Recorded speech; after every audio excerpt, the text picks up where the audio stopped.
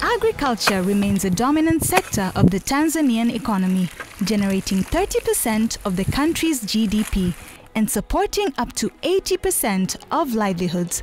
An estimated 54% of the sector's labor force is female, producing about 70% of the nation's food requirements. However, many households engaged in the sector live in persistent poverty, growing a limited number of food crops for subsistence. To address this, CARE International has been implementing the Kukua ni Kujifunza project, established in 2017 to 2022. The project works with public, private and local partners in Iringa district to increase food and nutrition security, income and climate change resilience among vulnerable and rural small-scale women farmers through gender transformative programming within the soya value chain. Ukanda wa nyanda za juu kusini tunasema imekuwa ni food basket kwa ajili ya Tanzania. Lakini takwimu zinatuonyesha bado kuna shida ya lishe, naweza nikasema utapiamlo huko juu, hususan kwa mkoa wa Iringa. Kwa hiyo ukiangalia zao la soya pamoja na kwamba ni la biashara, lakini pia zao la soya tuliweka kwa ajili ya masuala ya lishe. Shirika la CARE International kupitia huu mradi ni kujifunza. Kwa namna ya pekee kabisa naweza kusema kwamba ni shirika ambalo limekuja na ubunifu mkubwa sana katika kuhakikisha kwamba kwanza huu mradi unakuwa ni endelevu, lakini pia limeweza kutoa ushirikiano wa karibu sana kwenye serikali. Hakuna shughuli ambayo imefanywa na shirika hili kwenye maeneo ya wakulima wetu pasipo kushirikisha serikali. With the aim of increasing production and productivity of soybean and adaptive capacity among target small-scale women farmers, CARE International through Kukua ni Kujifunza project trained community paraprofessionals on climate-smart agriculture and help women move from production part of value chain to processing and marketing. Ulivyoingia mradi wa Kukua ni Kujifunza kupitia CARE, cha kwanza kabisa walianza kutufundisha mambo ya mashamba darasa kwa ajili ya kilimo cha soya. Moja ya elimu kubwa ambayo pia wametupatia ni namna ya kudhibiti yani upotevu wa mazao kwenye mashamba. Sio upotevu tu, lakini namna gani pia ya kuliweka zao katika mazingira ya kuuzika. Wakulima hawa tuliwapatia mafunzo kuhakikisha kwamba mbegu hizi za soya zinazalishwa kwa ubora wa hali ya juu. Kupitia mradi wa Kukua ni Kujifunza yametusaidia kuzalisha mbegu kiasi kwamba sasa mbegu zinazunguka humu kwa sababu tumeshakuwa tunaweza kuzalisha wenyewe. Kama mimi kwenye uzalishaji nimekuwa nikiongeza kila msimu. Mwanzo kabisa baada ya kupata mafunzo nilianza na nusu eka. Nikapata mavuno mazuri, nilivuna kiasi cha kilo 260. Mwaka uliofuata nililima eka moja, nikavuna kilo 840. 2021 nililima eka moja na nusu. Nikapata kilo 1300. Mwaka huu 2021 kwenda 22 nililima eka 4 na uhakika wa kuvuna kiwango ambacho kitakuwa ni kizuri. Zao la soya lilipoletwa hapa tulikuwa na wakulima wachache wasiozidi 9 ambao walikuja kujifunza kwenye shamba darasa. Hivi ninapozungumza sasa hivi tuna wakulima zaidi ya 80 ambao wana hekari karibu 100 zilizolimwa zao la soya peke yake. Kwa hiyo niseme zao la soya katika hii miaka 5 kwa kwetu Magulirwa limekuwa linawasaidia sana na linawaongezea kipato wakulima wengi. Baada ya kuona wameshaelimisha watu wanalima, wakatuita tena watuelimishe namna kuongezea thamani, ambapo tulifundishwa namna ya kutengeneza uji, kuifanya soya iwe kahawa, kuifanya soya iwe maziwa, nyama. Nilipata mafunzo SIDO pamoja na wenzangu. Baada ya kumaliza mafunzo tukapata vyeti kwa ajili ya kufanyia kazi zetu za biashara ya usindikaji wa unga wa lishe. Uji wa soya umemsaidia mwanangu. Kabla hajaanza kuutumia alikuwa kidogo afya yake ipo poa. Ila baada ya kuanza kuutumia kilo zimeongezeka. Kwa sasa hivi ana kilo 16, kabla ya hapo alikuwa na kilo 11. Afya za watoto hapa kwa kweli tokea waanze kutumia soya, afya zao ni nzuri. Kila anapokuja kupima uzito, kilo zake zinakuwa ziko vizuri. Watoto wa kwangu mimi kwa kweli nimeona mabadiliko makubwa kwa sababu kiakili wanajengeka, wanakuwa wana afya nzuri, wanachangamka. Baada ya kuchaguliwa kuwa CBT kwenye huu mradi wa Kukua ni Kujifunza, tukaona tukitumia hii njia ya kuwafundisha namna ya uandaji wa soya na matumizi yake watoto shuleni, ni rahisi kumfikishia mzazi na akamhamasisha vile kununua au aweze kutumia hata nyumbani, na vile imenisaidia kupata soko, kwa hiyo ninafanya biashara kwa urahisi zaidi. Uji wa soya unanisaidia katika masomo yangu, nasoma vizuri sana na ndo maana ninafaulu.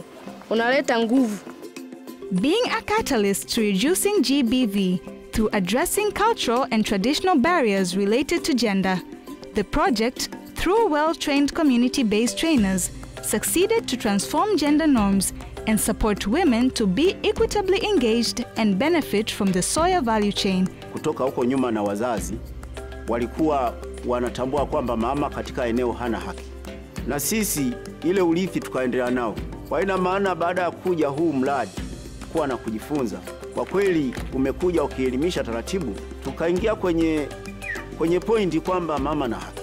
Mali tulizozianzisha tangia tulivyoanza kupata mafunzo tunamiliki wote kwa pamoja. Kwa mfano kwa tunalima nyanya, tunalima viazi. Kwa hiyo tukishalima, tukishauza, tunakaa kwa pamoja, tunapanga mipango yetu kwa pamoja. Zamani mwanamke ukisikia amemiliki ardhi, kwa kweli kilikuwa kitendawili. Lakini kwa sasa hivi tunashukuru, mpaka sasa hivi mimi humu ndani mwangu nina hati miliki ambayo tumekwenda kukatia mimi na mume wangu. Kwa hiyo vitu vyote humu ndani nina haki ya kumiliki. Kama mwanamke, yani najisikia amani sana, tena najisikia furaha sana. Mke na mume tunakaa, tunaongea, tunajadili. Kidogo tulikuwa tunagombana, maana mwenzangu tulikuwa tumetengana nyumba. Yaani yeye alikuwa analala huku, mimi nalala kule. CBT kwa kupitia mradi huu kwa Kukua na Kujifunza, tunashukuru Mungu. Ametuelimisha vizuri, tumeelimika, sasa hivi tunaishi vizuri na upendo. Tunashauriana ndani ya nyumba kitu vizuri, tunaelimana vizuri sana, hata kwa sababu fulani naenda sehemu fulani, haya nenda, hana shida. Kwa sasa hivi mimi najisikia starehe kwamba mwenzangu tuko pamoja. Nakupenda mpenzi wangu, vipi? Safi. Uko poa? Niko poa. Hapa nikubusu. Kwa sasa hivi tayari tuna strong base. Maana tayari jamii imeshajitambua, wakiona vitendo vya ukatili wanaripoti, na sisi tunaenda, wanajua nini wanatakiwa kifanyike, na sisi tunaendelea kuwapa elimu. Mimi kama CBT nilipopata mafunzo kana kwamba mradi wa Kukua ni Kujifunza wanawatambua hata wale watu wenye ulemavu ili wawalete kwenye mnyororo wa thamani, nilihamasisha waunde kikundi. Tulianza kwanza kuwapatia elimu, wajue nini maana ya kikundi, wajue nini maana kuweka na kukopa. Muendelee kuhamasisha wenzenu wajiunge na vikundi, sawa? Kuweka na kukopa kwa kweli inatusaidia kwa sisi watu wenye ulemavu, kwa sababu katika hela ile unapata kununua daftari za mtoto. Sisi kwenye elimu watoto, yani hiyo ndio tunapambana nayo sana. Baada ya mimi kupata mkopo, niliweza kununua kuku ambazo mpaka saizi naziendeleza.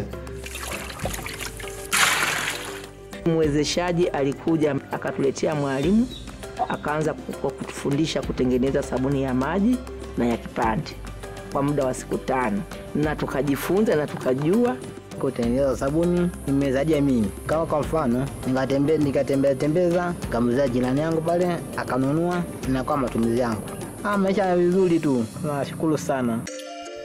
To increase household level income for small-scale women farmers, the Kukua ni Kujifunza project formed VSLA groups and introduced the use of Chomoka app to assist in group management. Huko nyuma tulikuwa tukipenda sana kukopa mikopo, hatukufanikiwa. Tunashukuru sana Chomoka ilipoingia, walituunganisha na wadau wa mabenki.